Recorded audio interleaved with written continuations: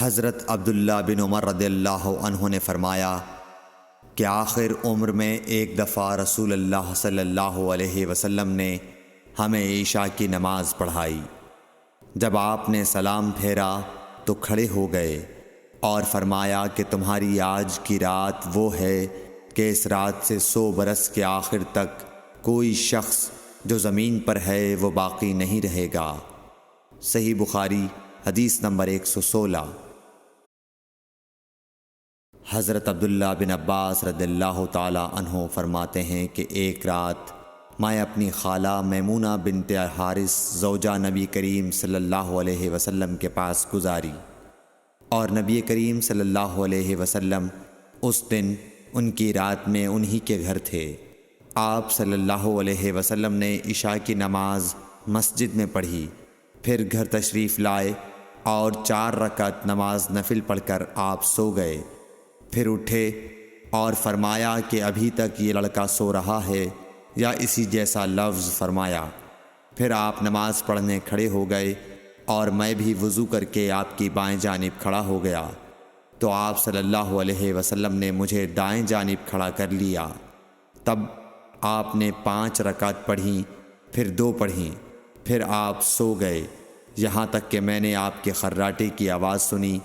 پھر آپ کھڑے ہو کر نماز کے لیے باہر تشریف لے آئے۔ صحیح بخاری حدیث نمبر 117۔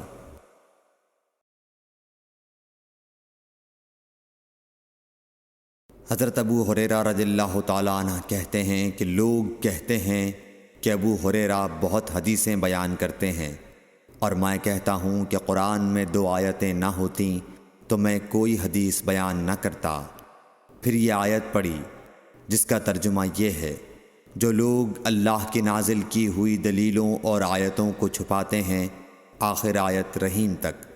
واقعہ یہ ہے کہ ہمارے مہاجرین بھائی تو بازار کی خرید و فروخت میں لگے رہتے تھے، اور انصار بھائی اپنی جائیدادوں میں مشغول رہتے، اور ابو ہریرہ رسول اللہ صلی اللہ علیہ وسلم کے ساتھ جی بھر کر رہتا، تاکہ آپ کی رفاقت میں شکم پوری سے بھی بے فکری رہے، اور ان مجلسوں میں حاضر رہتا جن مجلسوں میں دوسرے حاضر نہ ہوتے، اور وہ باتیں محفوظ رکھتا جو دوسرے محفوظ نہیں رکھ سکتے تھے۔